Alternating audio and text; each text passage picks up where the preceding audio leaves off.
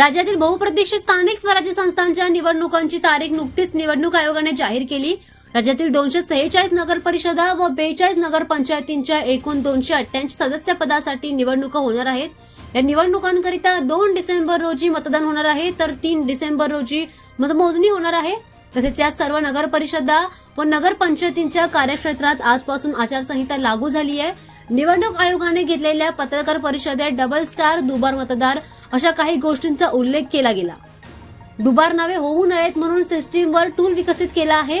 प्रभागात संभाव्य दुबार मतदारांसोबत डबल स्टार आला आहे। ज्याच्या नावापुढे स्टार आला आहे तो कोणत्या प्रभागात आणि कुठे मतदान करेल याची माहिती संबंधित अधिकारी पाहिल। त्याचं नाव, त्याचं लिंग वगैरे सर्व पाहिलं जाईल।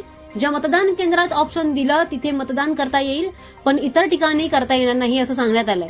दुबार मतदारासोबत डबल स्टार आलं आणि त्याने रिस्पॉन्स दिला नाही तर त्या मतदाराकडून एक डिक्लेरेशन घेतलं जाईल।